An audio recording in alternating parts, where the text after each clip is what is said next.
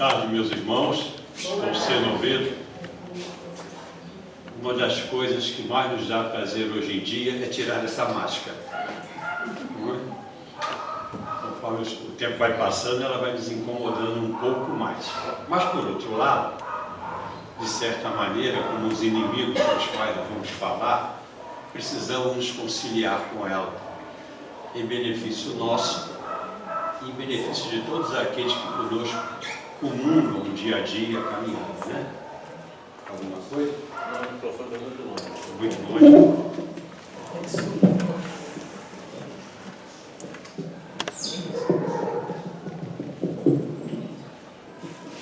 Tá bom?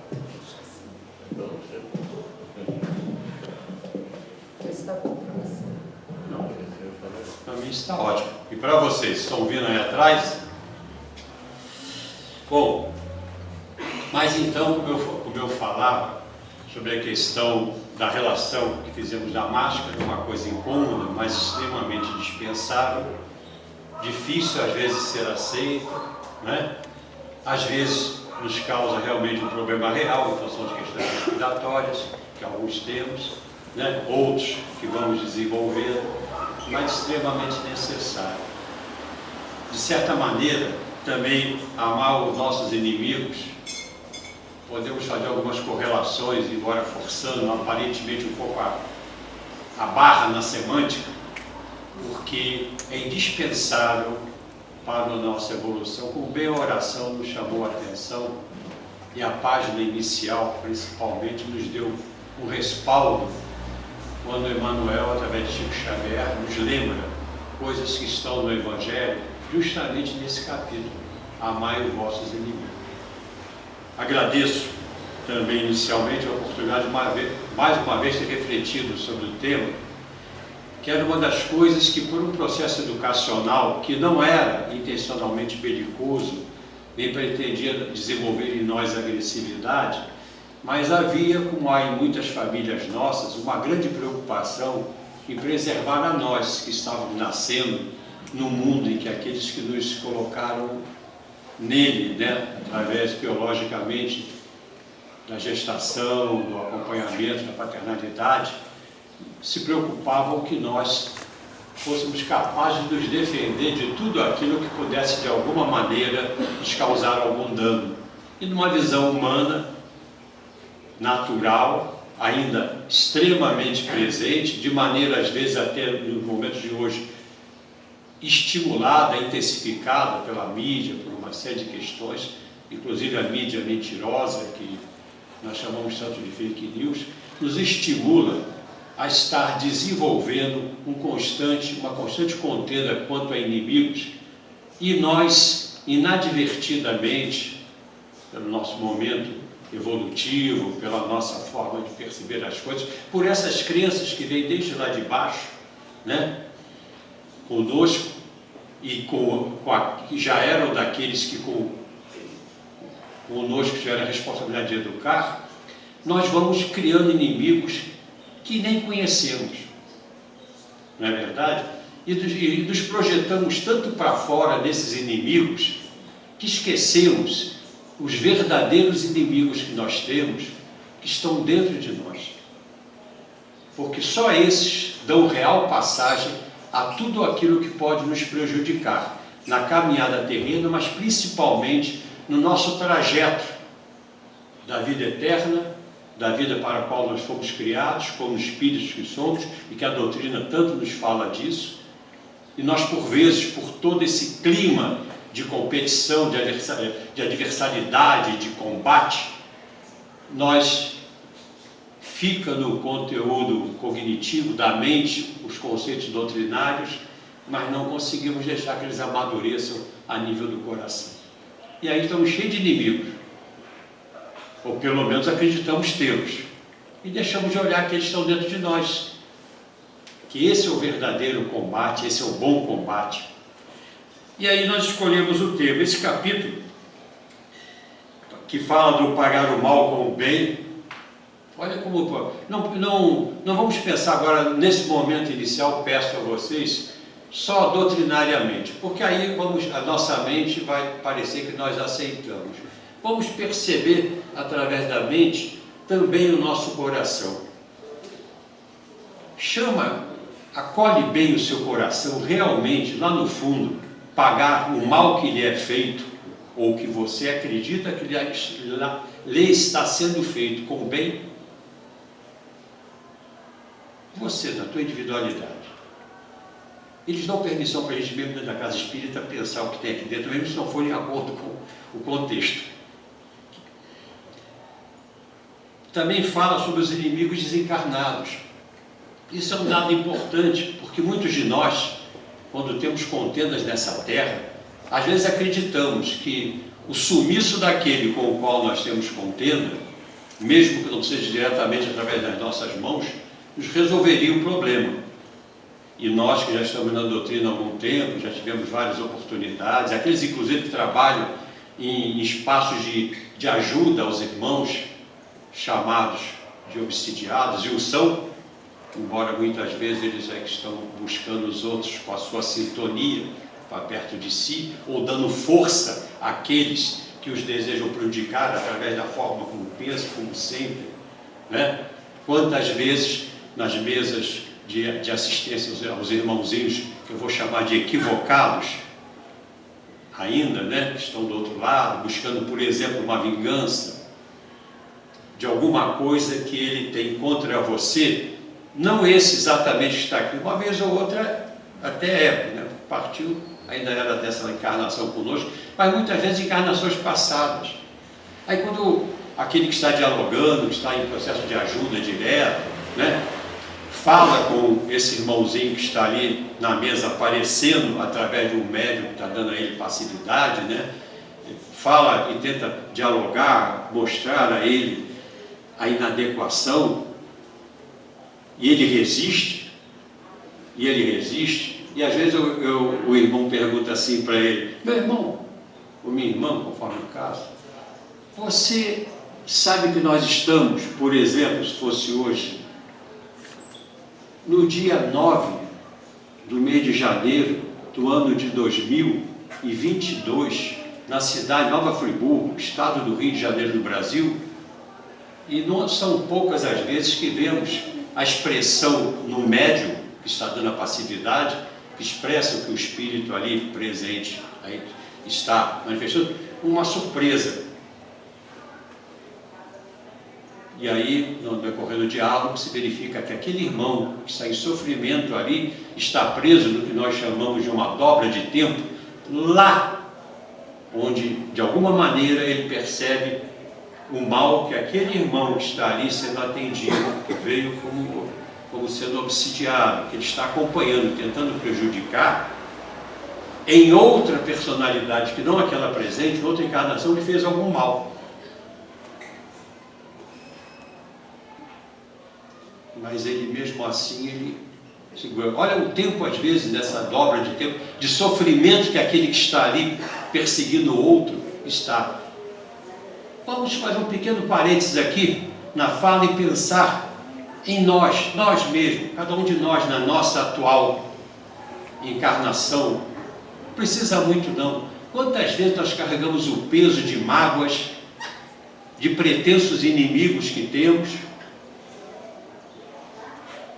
e aquele peso está com você, te pesando, como pesa nesse irmão que está nessa dobra de tempo lá preso ainda. Engraçado, né? Interessante. Como nos pesa, como nos faz transbordar, às vezes, dores físicas e doenças. A psicossomática vem mostrando isso, né? A doença como linguagem da alma, a doença como caminho.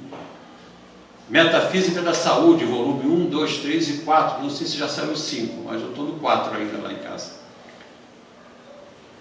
Para dar alguns exemplos de uma porção de biografia já de estudos, cientificamente, que provam como as nossas doenças têm a ver com as nossas emocionalidades. E nós, pela doutrina espírita, sabemos que isto tem a ver com coisas do espírito, muitas vezes acumulada. Não é à toa que o nosso perispírito, se pudesse ser visto com facilidade por cada um de nós, lá estariam muitas marcas de muitas coisas que nós acumulamos e que ainda não foram totalmente descartadas, né, pela nossa evolução. E aí, interessante lembrar também, ainda falando dentro dessa perspectiva, que esse irmão, mesmo assim, esse que está sendo recebido e dialogando com ele para tentar ver se ele se liberta e vai seguir seu caminho, não só para deixar aquele em paz, na verdade o grande atendido ali é aquele que está em sofrimento tanto tempo. Nós usamos nós, aqueles que dialogam, usam alguns procedimentos, um deles é a regressão, é chamado assim, estou usando um dos termos que eu uso, outros, dependendo da linha do trabalho, mas e se pede que, com a ajuda dos amigos espirituais, que eles também estão fazendo o trabalho, que leve aquele irmão que está ali perseguindo o outro a um momento anterior àquela dobra de tempo onde ele viu aquele que está ali lhe fazendo mal naquela personalidade da época. E todas as vezes que eu tive a oportunidade de ver, ele viu na tela mental, que os amigos espirituais lhe ajudam, que antes daquele mal que ele lembra que aquele que está ali ele fez o outro. Aquele. E como aí o diálogo, como aquela roda, chamada roda de Sansara por alguns, como aquilo vai, a gente faz hoje, o outro faz a gente o outro faz e não acaba nunca o processo de vida coletivo. Às vezes, mesmo assim, ele é renitente. Ele diz, não, mas... Aí os irmãozinhos, quando acham que é próprio, né, o dialogador leva ele ao que chamamos progressão. Uma era regressão, progressão.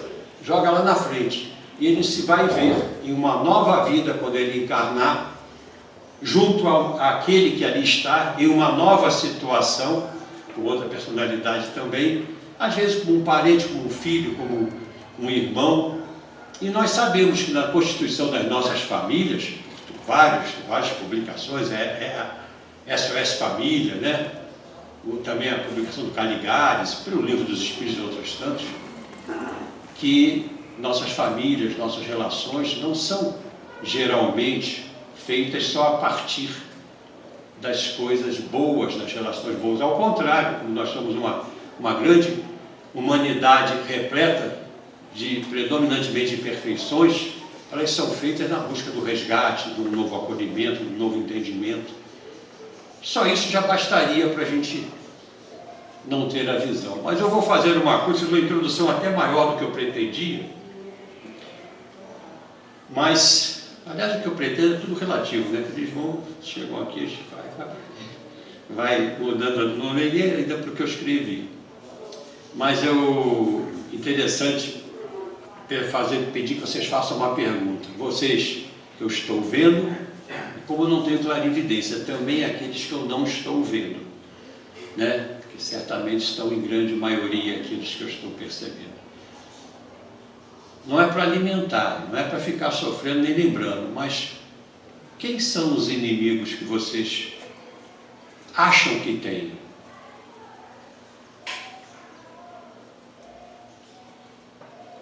Pode ser que alguém venha, pode ser até um time de futebol. Tem gente que tem inimigo de time de futebol, nunca vi isso. Tem gente que tem inimigo num político desse qualquer por aí que está rodando por aí. Às vezes na cor da camisa só do cara. Mas pense, não alimente, não fique cultivando, só pensa. E aí, segunda pergunta desafiadora para todos nós: seriam capazes de perdoá-los?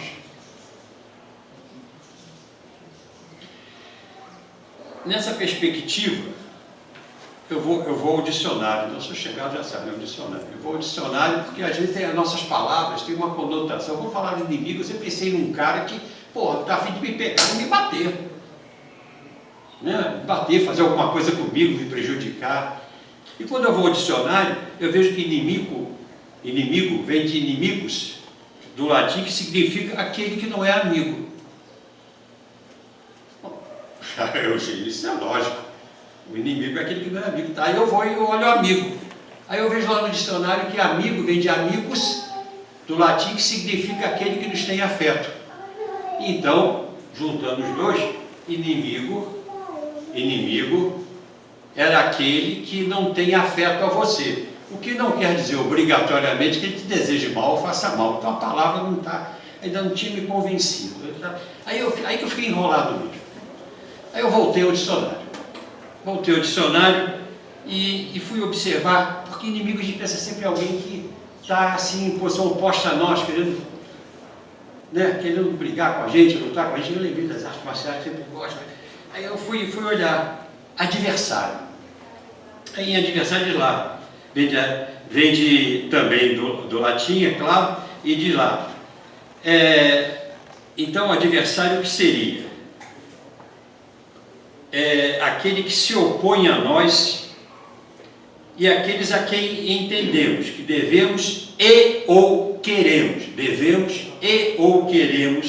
enfrentar.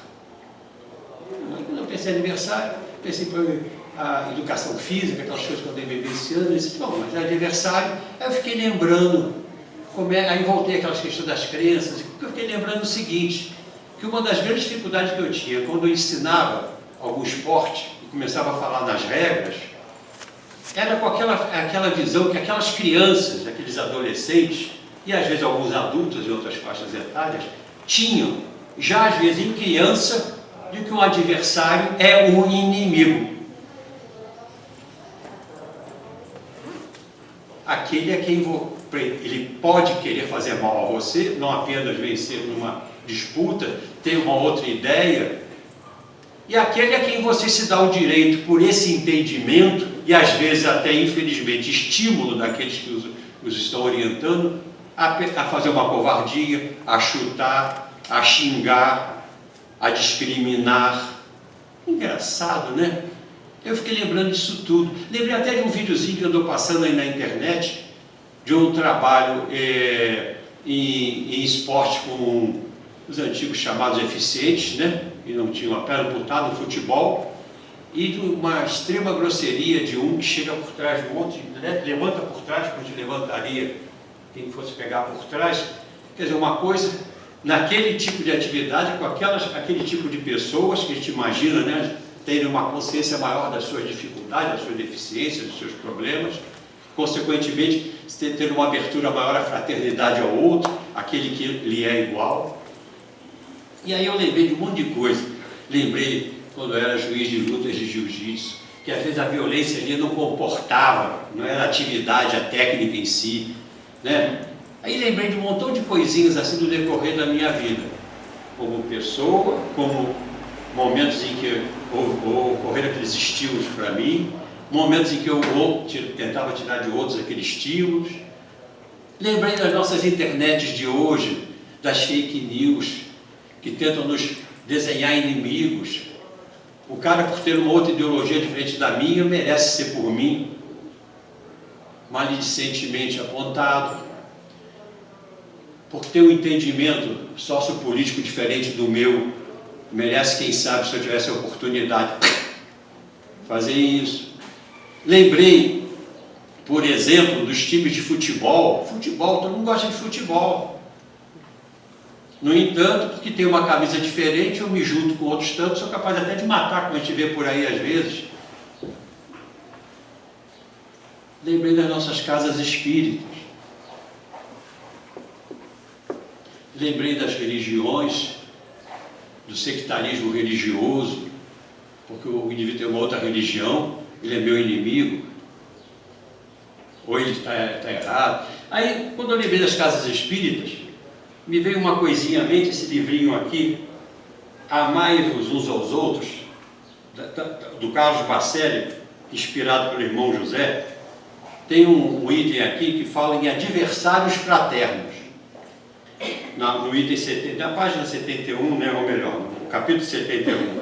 Eu vou ler só um pedacinho dele, que diz o seguinte: por que te empenhas nesta ou naquela atividade de beneficência em auxílio aos necessitados? Não deves te sentir no direito de altercar com os companheiros de tarefa, estando lado a lado no serviço da caridade aos semelhantes, quais fossem fraternos adversários. Muitos ficam sem falar com os amigos, devotados ao mesmo ministério, durante semana, meses a fio. E aí o texto continua, mas já era bastante. E nós que vivemos nesse caminho, ou já tivemos em outros caminhos religiosos, Nós muitas vezes vimos isso. De casa para casa, na mesma linha. Os estatutos mesmo são extremamente, às vezes, eu diria, rígidos em relação a isso. Claro, há questões de alguns tipos de serviço que não podem ser misturados por essas questões que não cabe aqui conversar. Mas essa coisa, porque é de uma, porque é de outra, como se fosse, todo mundo gosta de futebol, né? Todo mundo gosta de Deus, fazer uma analogia de futebol e Deus, porque tem uma camisa diferente deixou de ter, deixou de gostar de Deus, de ser seu irmão fraterno. É só a gente procurar no livro O Evangelho segundo o Cosmos, na 3ª página, se eu não estou enganado, que aparece o amar o próximo como a ti mesmo, a regra áurea que Jesus nos trouxe, em línguas, para cada religião diferente, várias, budismo, judaísmo, o budismo inclusive não é bem uma religião, mas é uma estrutura filosófica espiritual, mas vem várias, islamismo, tudo, e vem lá com palavras diferentes, o mesmo amar o próximo como a ti mesmo, ou seja, em todas as palavras, com linguagens próprias, às vezes aquela cultura, aonde nasceu e se desenvolveu aquele estímulo religioso, mas, no entanto, sempre falando de não fazer ao outro aquilo que não gostaria que fizesse a você, e já numa virtude até mais ativa, mais à frente, fazer a ele tudo aquilo que você gostaria que fizesse a você. Mas nós brigamos por isso. Nós brigamos por um monte de coisas. Brigamos de duas maneiras. A explícita, que eu acho não bacana, mas até mais honesta. Mas a implícita, que é aquele mal do pensamento, aquele mal do sentimento, é aquele sorriso de vitrine para o outro, enquanto o coração está com o rosto amargurado, com o rosto de ferro. Isso, cada um tem que olhar o seu, cada um de nós tem que olhar o seu. Aí eu me lembrei também de outras coisas que a gente nem usa, porque não é politicamente correto usar de inimigo, mas aqueles nossos parentes.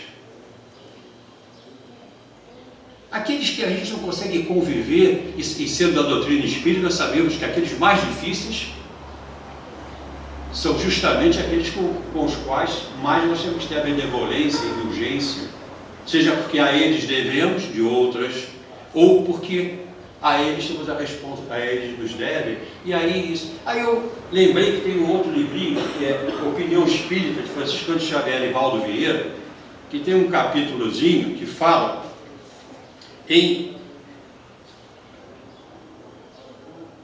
como é que diz aqui? Necessitados difíceis. Porque aquele que nós vemos como uma pessoa de extrema não positividade em relação ao nosso conceito, não quer dizer que eu seja, na verdade são os necessitados difíceis, que é o que, de certa maneira, a página ali, quando fala que não devemos amar, que não pensemos em amar como nós pensamos o amor através da paixão humana, né? Mas que o amor, naquela perspectiva de Jesus, que estava sendo crucificado, tinha acabado de ser estocado, estava prestes a partir, e disse o seguinte: perdoai-lhes, Pai, porque eles não sabem o que fazem. O necessitado difícil não sabe o que está fazendo, principalmente, mais do que a você, a ele próprio. Porque sabemos que tudo aquilo que eles faz o outro, pela lei de causa e efeito, a nós será, de certa maneira, atribuída a responsabilidade no plano daquele que é justo e é bom. Diz assim: às vezes reiteiam conosco em casa e na vizinhança, no trabalho, no estudo, no roteiro ideal, na organização de trabalho. O espírita consciente reconhece que são eles os necessitados difíceis das horas escuras do nosso caminho.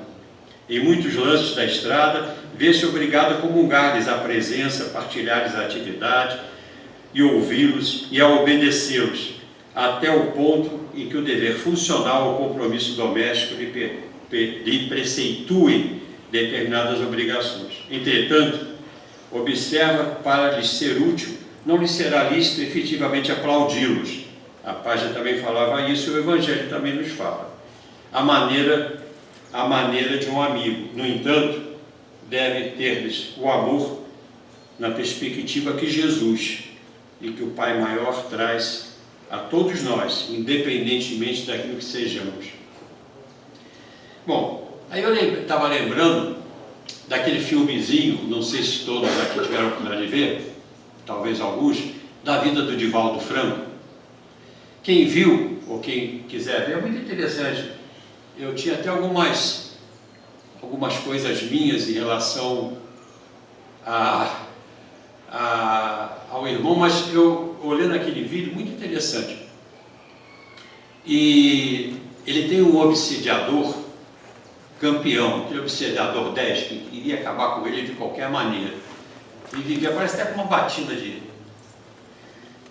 já ter sido padre jesuíta, não sei, mas eu não lembro esse detalhe, mas isso também não importa agora na história. A história é que ele vivia lá em cima dele, e aquilo de anos, e o Divaldo já com aquela mansão do caminho, aquela coisa, assistindo as pessoas. Um belo dia, começando esse trabalho, um belo dia é colocado na porta dele uma menina, um bebê de sexo feminino. E Joana de Ângeles, de certa maneira, lhe intui e diz, mentor de Divaldo, que aquela menina era a reencarnação da mãe daquele que obsidiava. E Divaldo, com todo aquele desenvolvimento espiritual, aquele avanço, aquela coisa, acolheu com todo amor, independentemente de qualquer outro questionamento. E nesse momento que ele está lá acolhendo o filho, aquela menina, mais uma que ele estava atendendo, o obsidiador vem e diz: você sabe quem é ela? Ele diz: eu sei, vou amá-la como se fosse minha filha. Aí tem todo um diálogo interessante lá. E aí o obsidiador vamos dizer assim, se quebra, como muitas vezes na dialogação, quando está atendendo os irmãozinhos, em certas situações, os irmãozinhos vão e atenuam, entram em contato com aquilo de bom que todos nós temos, e que está um pouco, às vezes, escondido, preso, em algum sofrimento. Porque Divaldo, em outra encarnação daquela dobra de tempo, que o obsidiador dele, que ali estava lembrando, e por isso o perseguia, o Divaldo, em outra encarnação, induziu esse obsidiador a fazer o suicídio, a cometer o suicídio. Então, tem aquele momento. Então, lá tem aquele diálogo muito interessante, onde ele diz que ainda não está pronto para perdoar, mas que ia deixar de, vamos dizer, persegui-lo, ficar em cima dele. Muitas vezes nós ainda não estamos prontos para perdoar, mas podemos deixar de alimentar no nosso pensamento, no nosso sentimento e nas nossas colocações, sejam malicentes ou não, na nossa vontade de prejudicar, para que a gente possa, que de grão em grão, diz o ditado popular, galinha enche o papo, né? De passo em passo nós vamos melhorando, principalmente quando são as grandes barreiras da nossa vida. Aí, nesse contexto, ele vai dizer que ele está pronto para perdoar, mas que vai deixar ele em paz e vai, ele volta e fica. Aí Joana de Ângeles aparece, e eu trouxe até um texto interessante, um pedacinho, né? Que ela diz, que ela lembra o seguinte, e diz a Divaldo, e eu queria que nós ouvíssemos como se fosse para nós, porque cabe perfeitamente. Os verdadeiros adversários a serem reconhecidos, acolhidos e perseverantemente em fraterna luta unidos, estão em nosso íntimo. Nossas tendências reminiscentes de outras vidas e ainda resistentes em serem superadas pela presente personalidade, aquela que aqui está, ou aquela que os irmãos possam estar aqui e lembram, a última.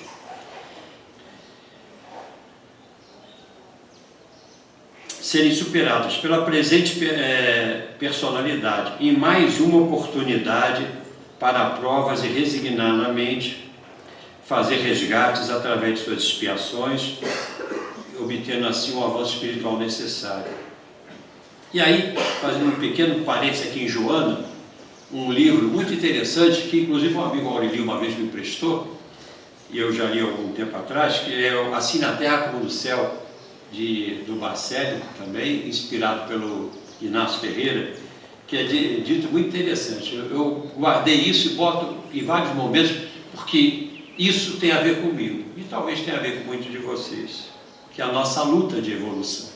Diz o seguinte: o que fomos, essas tendências que nós temos em outras personalidades que tivemos em outras encarnações, o que fomos, muitas vezes se sobrepõe ao que intentamos ser, a nossa melhora. E não raro, a personalidade antiga, uma delas, toma o lugar da individualidade presente, que se levanta dos escombros de sua desdita, de tudo aquilo que nós temos a resgatar. A prova é que muitas vezes, tenho certeza que ocorre com muitos de vocês aqui presentes, senhores e senhoras, a gente acha que melhorou em alguma coisa e alguém, de alguma maneira, alguma situação, parece que nos toca naquela ferida, aquele machucado que ainda existe, que a gente pensa que já está curado, ou que guarda aquela lembrança, embora fisicamente pareça que já está curado, e é como se fosse aquele chamado soco no fígado, ou nos rins, que nocauteia praticamente, e tudo aquilo que você achava que estava sob domínio aparece. Eu tinha um amigo meu, quando fazia isso, ele dava um soco, eu não posso dar um soco em nada, aquilo que eu vou fazer um dano. Ele dava um soco onde ele estivesse e dizia uma palavra inconfessável diante do público, mas muito conhecida de nós todos pela vida. E dizia, aí dizia aquela palavrão, né? Aquela palavra grande. Pô, de novo, a gente pensava que estava curado, são aquelas nossas tendências, tenho certeza, e não estou com isso diagnosticando ninguém específico, mas nós em fase de luta de evolução, quantas vezes nós recaímos dos erros antigos, nossos irmãos também. Então, Joana nos lembra bem, Edivaldo, que tudo aquilo, a verdadeira luta humana, tudo que está em volta de nós, inclusive os nossos inimigos, na verdade, são só situações pelas quais o Pai nos coloca em processo de aprendizagem, nem sempre satisfatório, muitas vezes sofrido, mas que na verdade, por isso que o Evangelho nos diz, que não é que nós tentamos amar, que possamos amar no sentido que amamos a uma pessoa querida, próxima a nós, que se dá bem, mas é aquele amor superior, que transcende as personalidades presentes e tem uma visão de uma vida maior, que é o que a doutrina tanto nos estimula, porque aí nós estaremos avançando, e cada vez que um de nós avança, carregamos conosco outros tantos que não vemos, que estão conosco nessa jornada, e a humanidade de uma maneira maior. Aí diz lá, Divaldo, Joana para ele, Divaldo, os indivíduos, os problemas, e mesmo esse mundo nunca existiram como tu o vistes. Só foram colocados em torno de ti, para te dar a oportunidade de evoluir enquanto encarnado. A luta nunca é contra os outros. O tempo inteiro foi você contra você mesmo. O maior desafio da criatura humana é a própria criatura humana. Por isso, o pretenso inimigo, aí já não é mais Joana, já é Eugênio. O pretenso inimigo, adversário, constitui apenas desafiadoras provas da nossa paciência, tolerância, indulgência, capacidade de perdoar, quem sabe, e pela graça do Criador, competência para amarmos a eles como precisaríamos amar a nós mesmos, com todas as possibilidades, mas também limitações ainda presentes no nosso íntimo. Então, que possamos nos comprometer com o capítulo, que vale a pena ser lido muitas vezes, nos estimula no Evangelho, a buscar amar aqueles que de alguma maneira julgamos, erradamente, sabemos que não devemos julgar, percebemos que de alguma maneira podem não nos querer. E olha, sinceramente, a vida que eu já andei é pequena, né? Isso é para dizer que sou jovem. E é pequena, já me mostra que muita gente que eu pensava que era um adversário, para não falar o termo inimigo, na verdade não era. Eu é que os via assim. E também aqueles que o foram, em termos contínuos, eu acho que me fizeram mais, muitas vezes, aprender e a melhorar do que muitos aqueles que eu via como não adversários ou como até amigos. Que às vezes a gente acha que o amigo é aquele que nos diz só aquilo que a gente quer ouvir. Mas o verdadeiro amigo, conscientemente ou não, com afeto a nós, é aquele que nos diz, ou através dele está sendo dito, aquilo que precisamos ouvir. E geralmente, com raras exceções, o que precisamos ouvir é aquilo que menos resistimos, aliás, que mais resistimos a fazer. Bom, ficamos por aqui, né? Eu fiz uma ameaça ao Aureli que não vou poder cumprir, de falar 2h30 hoje, mas foi uma ameaça pelo Zap. Ele perguntou se eu vinha mesmo. Eu ameacei, né? Eu vou. Responde, mas isso eu não vou dizer para ele. Bom, meus irmãos, muito obrigado pela oportunidade. Mais uma vez, sinceramente, mais do que falar, refletir. Eu acho que vale mais para mim do que para vocês.